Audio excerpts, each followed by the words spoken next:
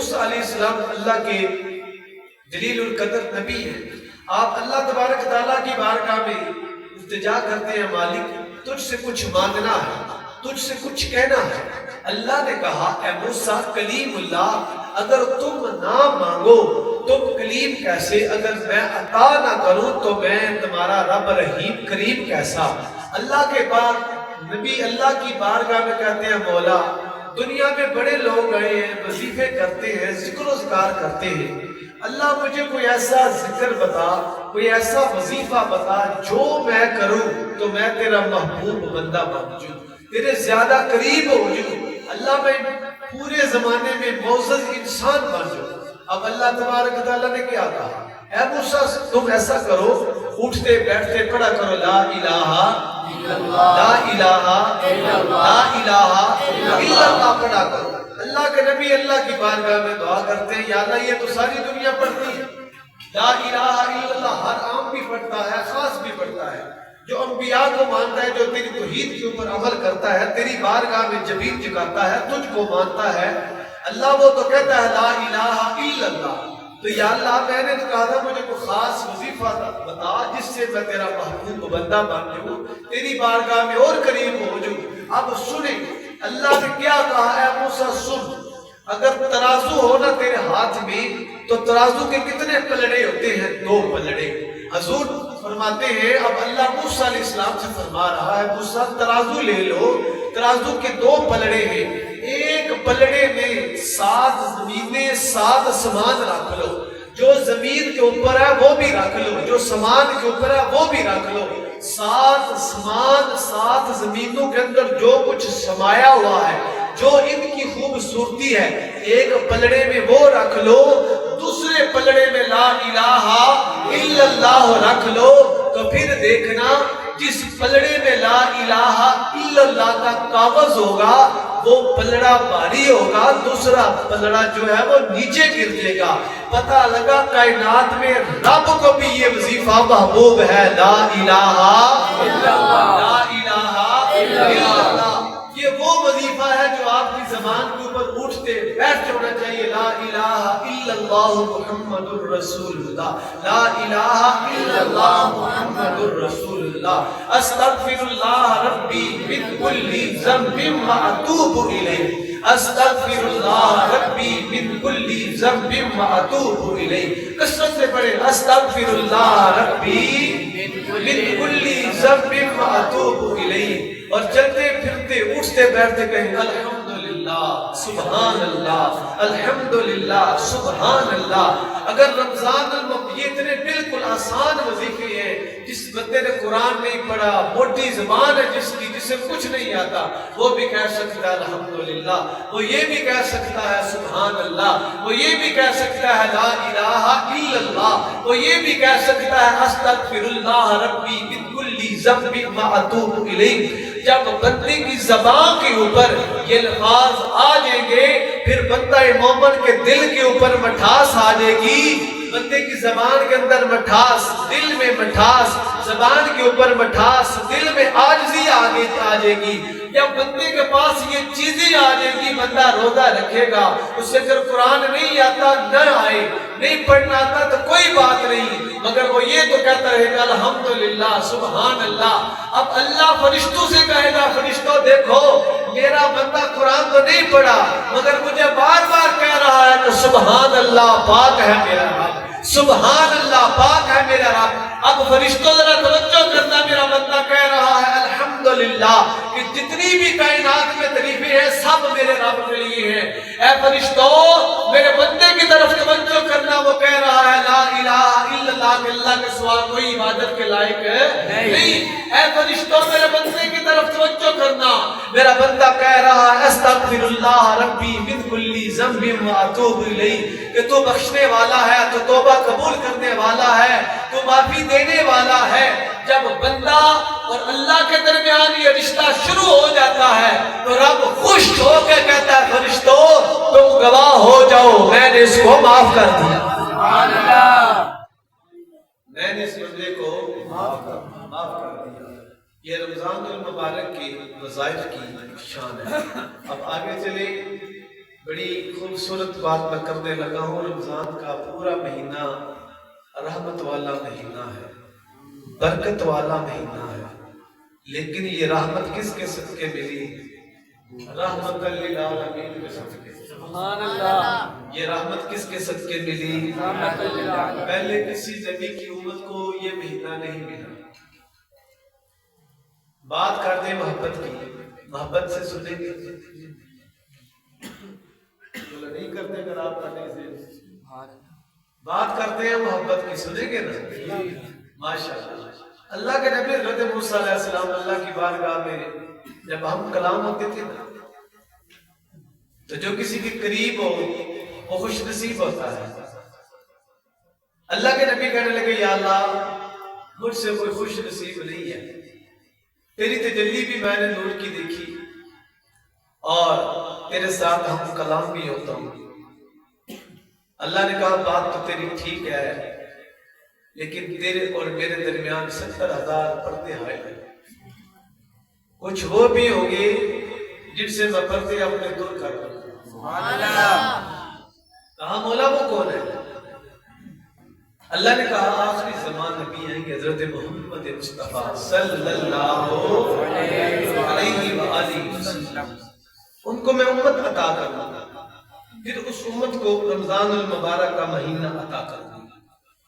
پھر کیا ہوگا؟ صبح سے لے کر شام تک وہ لوگ بھوکے رہیں گے، ان کے چہروں کے اوپر زردی، ہونٹوں کے اوپر سفیدی آ جائے گی، لیکن وہ میرے حکم کی نافرمانی نہیں کریں گے.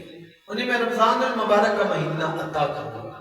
جب شام کا وقت قریب آئے گا وہ روزہ افطار کریں گے تو پہلے میں ان کو یہ فضیلت عطا کروں گا کہ افطار کے وقت جو دعا مانگیں گے وہ میں قبول کروں گا.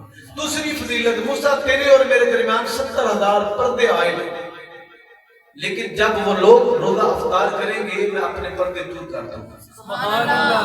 میں اپنے پردے ہٹا دوں گا اور امت مصطفیٰ کو کہوں گا اے امت مصطفیٰ تو نے روزہ میرے لیے رکھا، اس کا اجر بھی میں تجھے دوں گا، اور جو میرے اور تیرے درمیان اے بندہ مومن پردے ہیں وہ پردے میں نے دور کر دیے ہیں.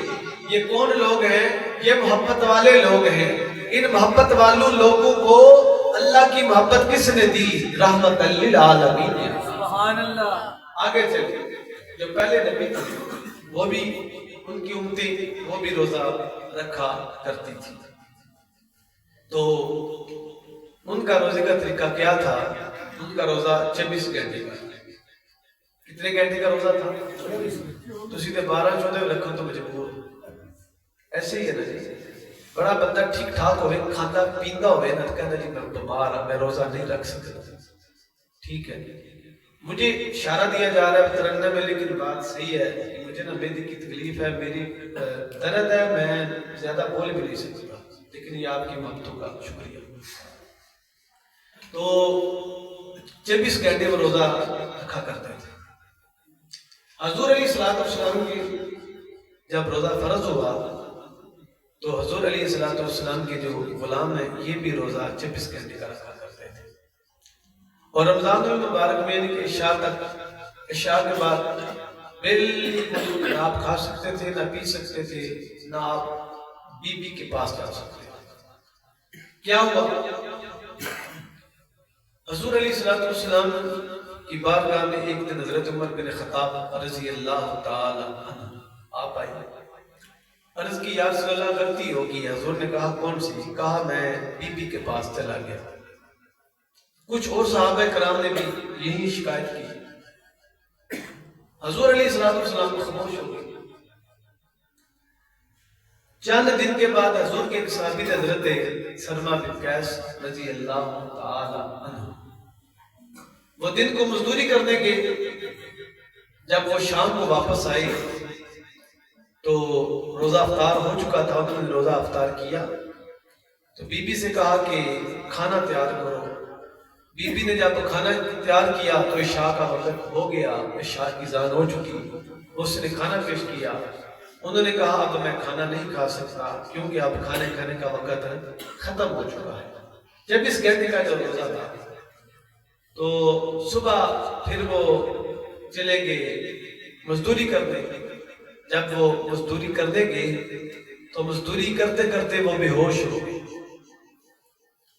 جب وہ بے ہوش ہوئے تو پھر اللہ تبارک تعالیٰ کے محبوب کو جب پتہ چلا, اللہ نے کہا محبوب بس, پہلے نبیوں کی شریعت اور تھی, تیری شریعت اب تیری شریعت اب تیرے امتی 24 گھنٹے کا روزہ نہیں رکھیں گے, 12-14 گھنٹے کا روزہ رکھیں گے.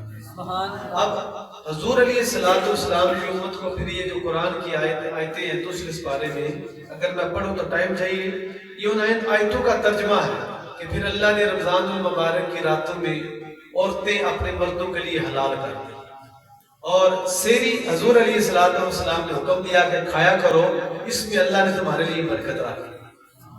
یہ اس طرح واقعہ ہے, مگر یہ رات کا روزہ ختم ہونا, رات کو بیوی کے پاس جانا, سیری کرنا, سیری میں برکت رکھنا, یہ بھی حضور کی رحمت کا صدقہ ہے. سبحان اللہ, یہ بھی حضور کی رحمت کا صدقہ ہے.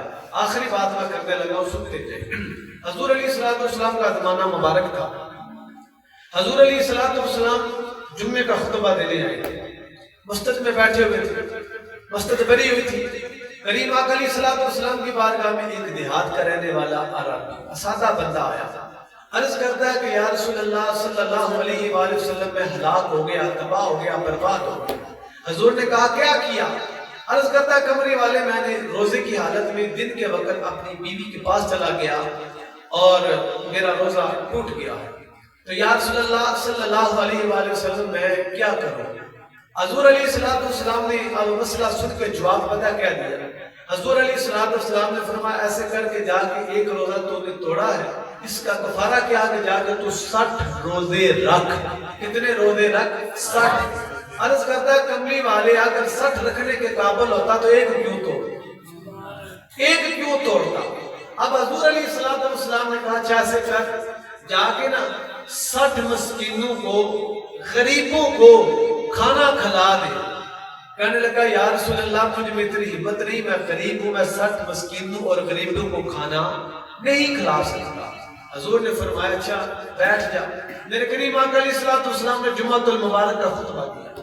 اب حضور خطبہ دے چکے, خطبہ دینے کے بعد کیا ہوتا ہے کہ آج بھی اکثر دیکھ رہے جمعے کی نماز کے بعد لوگ جو عقیدت مند ہیں, میری بات سن لیں, وہ علماء کو تحفے تحائف پیش کرتے ہیں, نظر نیاز پیش کرتے ہیں کہ آپ ہمارے امام ہیں, خطیب ہیں, علماء ہیں.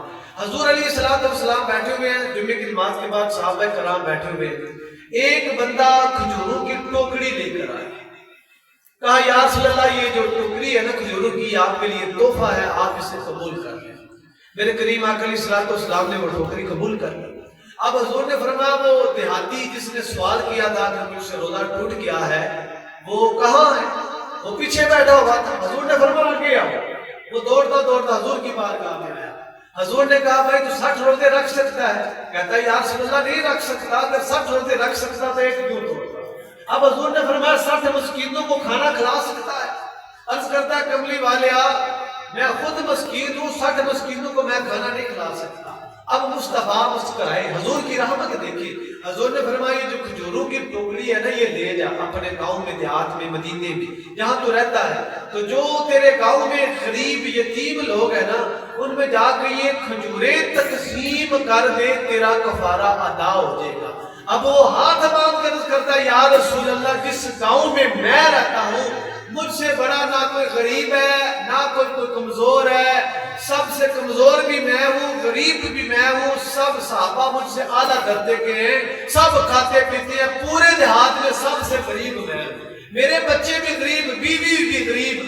تو میرے مصطفیٰ نے مسکرا کے پتا کیا کہا, یہ کھجوروں کی ٹوکری لے جا, جا کے خود بھی کھا, بچوں کو بھی کھلا, تیرا کفارہ ادا ہو جائے.